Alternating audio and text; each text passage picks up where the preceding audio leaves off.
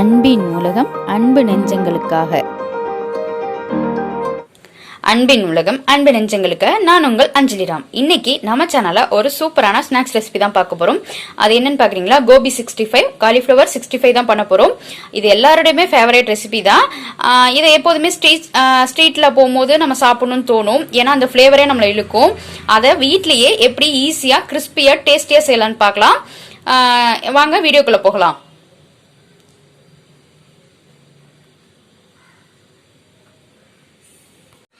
இப்போ நம்ம கோபி 65க்கு என்ன பண்ணலாம் அப்படின்னு பாத்துருவோம்.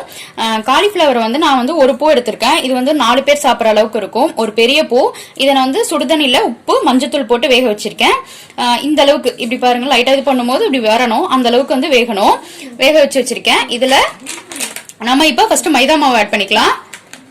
மைதா மாவு நான் இதுல ஒரு 2 கப் அளவுக்கு ஆட் பண்ண போறேன்.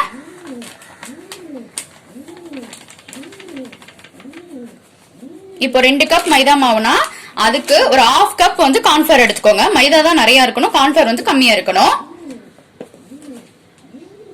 சோ நான் ஒரு 1/4 கப் அளவுக்கு கார்ன்ஃபிளவர் சேர்த்துக்கிறேன்.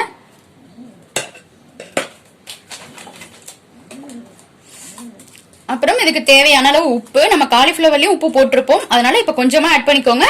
கடைசியா டேஸ்ட் பண்ணிட்டு வேணா போட்டுக்கலாம். சோ நான் ஒரு 1/2 டீஸ்பூன் அளவுக்கு உப்பு சேர்த்துக்கிறேன்.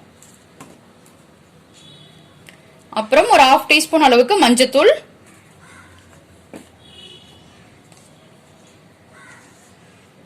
ஒரு டீஸ்பூன் அளவுக்கு நான் மிளகாய் தூள் சேர்த்துக்கிறேன், தனி மிளகாய் தூள். நீங்க காரத்துக்கு தகுந்த மாதிரி சேர்த்துக்கோங்க. அந்த காஷ்மீரி ரெட் சில்லி பவுடர் இருக்கும்ல, அதை சேர்த்துக்கோங்க. அப்பதான் நல்லா கலர் கொடுக்கும். அப்புறம் கரம் மசாலா ஒரு 1/2 டீஸ்பூன் அளவுக்கு சேர்த்துக்கோங்க.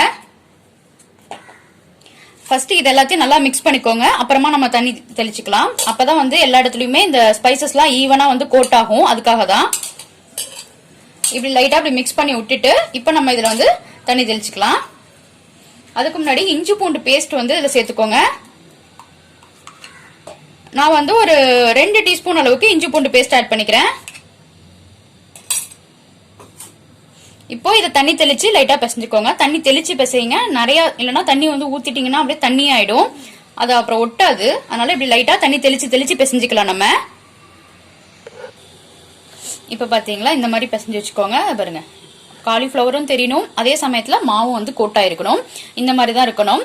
இது மாதிரி பிசைஞ்சு நம்ம மேரினேஷன் பண்ணணும். ஃப்ரிட்ஜ்ல வைக்கலாம். பட் ஃப்ரிட்ஜ்ல வைக்காம வெளியிலேயே ஒரு 2 மணி நேரத்துக்கு முன்னாடி இந்த மாதிரி மிக்ஸ் மட்டும் பண்ணி வச்சுக்கோங்க. ஃப்ரிட்ஜ்ல வச்சா நம்ம கொஞ்சம் ஆயில் அதிகமா இருக்கிற மாதிரி இருக்கும் டீப் ஃப்ரை பண்ணும்போது. அதனால ஃப்ரிட்ஜ்ல வைக்காதீங்க. அதை விட ஒரு 2 மணி நேரம் முன்னாடியே பண்ணி வச்சிட்டீங்க அப்படின்னா ரொம்ப டேஸ்டியாவும் இருக்கும். அதே சமயத்துல ஆயில் நிறைய இருக்காது. சாப்பிடும்போது நம்ம பயப்படாம சாப்பிடலாம். என்ன ஏதோ செய்யுமோ அப்படிங்கிற பயம் தேவையில்லை. அதனால இந்த மாதிரி ட்ரை பண்ணி பாருங்க. இதுதான் ரொம்ப முக்கியம். இது எவ்வளவு நேரம் ஊறுதோ அந்த அளவுக்கு தான் நமக்கு டேஸ்ட் இருக்கும்.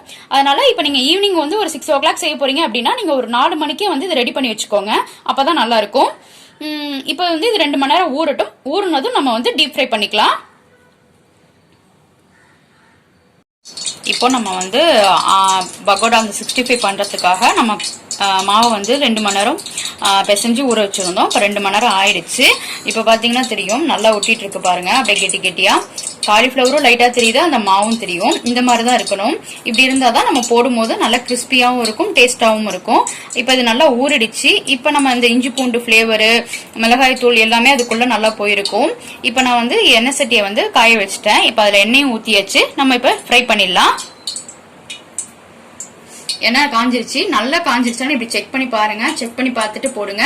எண்ணெய் காயாம போட்டீங்க அப்படின்னா எண்ணெய் நிறைய குடிக்கும். எண்ணெய் நிறைய இருந்தா நமக்கு சாப்பிட முடியாது. அதனால நல்லா காஞ்சதுக்கு அப்புறம் போடுங்க.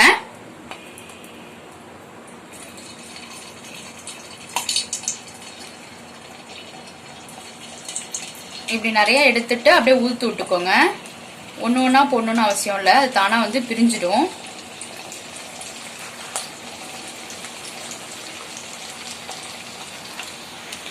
நம்ம காலிஃபிளவர் போட்டதும் உடனே பெரட்டக்கூடாது. இந்த மாதிரி இப்போ கலர் சேஞ்ச் ஆயிருக்கு பாத்தீங்களா?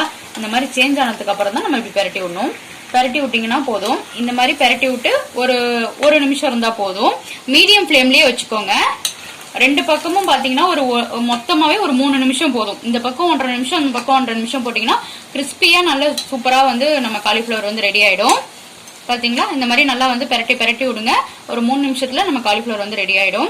மீடியம் ஃபிளேம்ல வச்சுக்கோங்க, ரொம்ப ஹை ஃபிளேம்ல வைக்காதீங்க. உள்ள பூ வந்து வேகாது, மேல லேயர் மட்டும் கிறிஸ்பியா இருக்கிற மாதிரி இருக்கும். அதனாலதான் மீடியம் ஃபிளேம்ல வச்சிருந்தீங்கன்னா ஈவனா வேகும். அவ்வளவுதான், இன்னும் ஒரு 1 நிமிஷத்துல நம்ம காலிஃபிளவர் வந்து ரெடி ஆயிடும். இப்ப நம்ம காலிஃபிளவர் வந்து ரெடி ஆயிடுச்சு. பாத்தீங்களா எவ்வளவு கலர் சூப்பரா இருக்கு பாத்தீங்களா.